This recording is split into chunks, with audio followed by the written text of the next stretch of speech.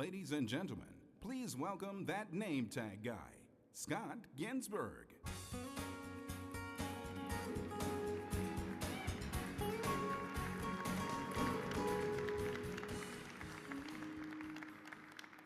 You better believe it. In the middle of her own wedding, I said, "Oh, you mean he has a tattoo?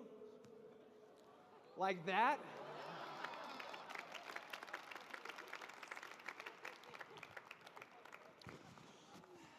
I should have waxed.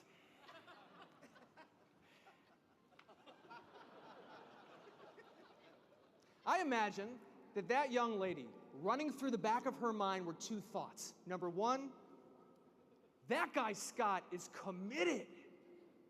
And number two, that guy Scott, he should probably be committed. I'll let you decide the answer to that question. Because it's not about name tags. It's not about tattoos. It's about your commitment. You see, everything matters. Everybody is watching. And everything is a performance. Which is not a difficult thing to do if the character you're portraying is you.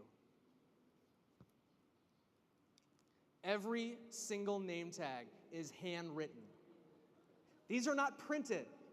I know that they look the same. They're not. I write every single one of them. I have terrible arthritis in my hand. That's okay. This is the dedication, because I've discovered that consistency is far better than rare moments of greatness. Let me say that again. Consistency is far better than rare moments of greatness. This is something I didn't learn wearing a name tag. I learned this valuable lesson from my grandparents.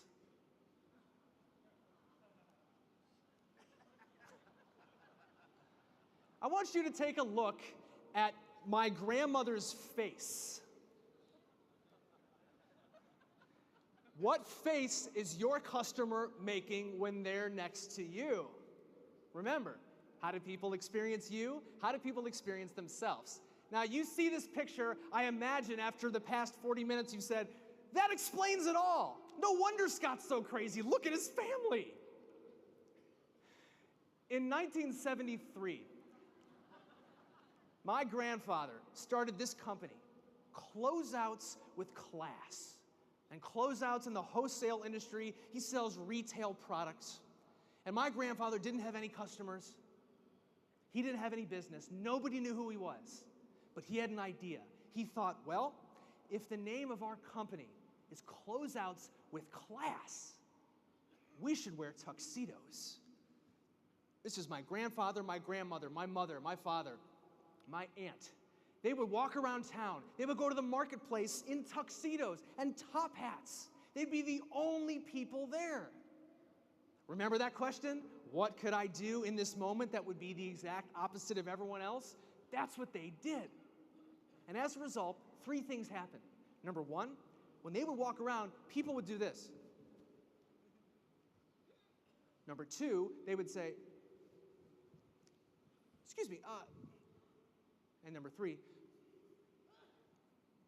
what's the deal with the tuxedo? Why are you wearing those outfits? Are you from the magic company? So notice what happened. People stop. People look, and they approach. Does that sound familiar to anybody? And my grandfather would train all of the employees. He would say, when you meet someone, you introduce yourself in the following manner. Closeouts with class. Classy products, classy people.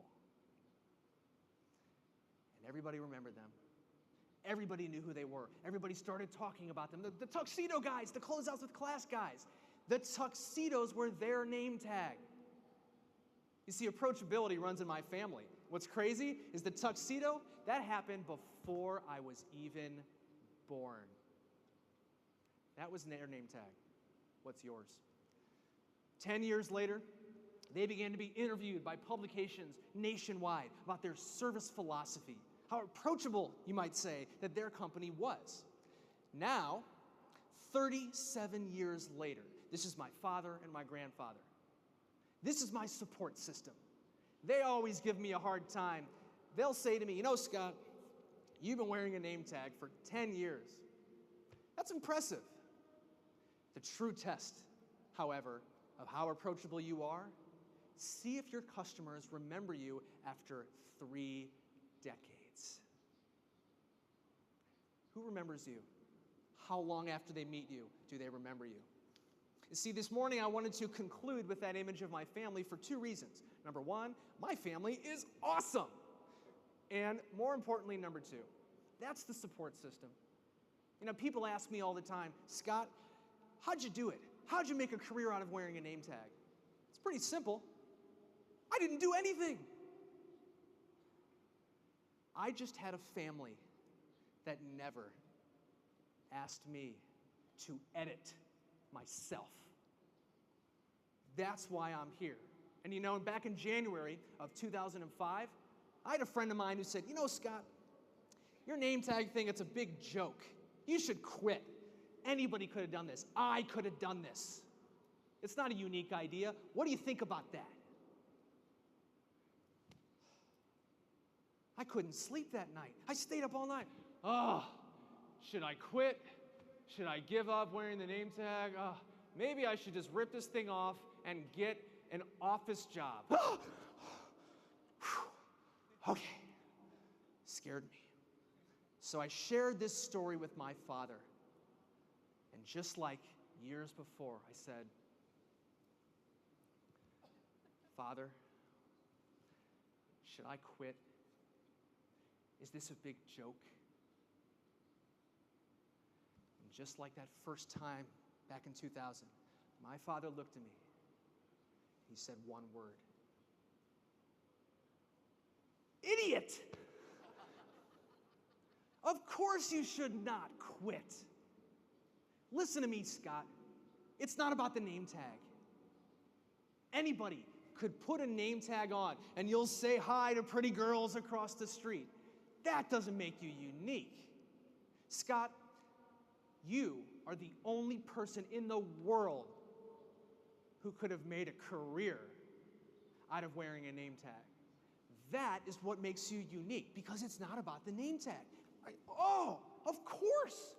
And then 2 days later, my friend who was criticizing me, giving me a hard time, I saw him. I said, hey, Andy, I've been thinking about you. Remember when you said all those things? Well, I have something to say to you. And ladies and gentlemen, these are the last 2 things I'm going to say to you this morning, then I'm done. Number 1, Andy, you said you could have done this. Anybody could have done this. Yeah, you're right. I fully admit you could have wore a name tag. But you didn't. And the second thing I said to Andy was, you said that wearing a name tag, it's not a unique idea. You're right. You got me. But Andy, if you think that this whole thing is about wearing a name tag, and ladies and gentlemen of the $1 Million Roundtable, if you think that everything we've talked about today has been about wearing a name tag, you have not been paying attention. Because if there's one thing I've learned after 3,417 days, it's that ideas are free. Only execution is priceless. My name is Scott. 감사합니다.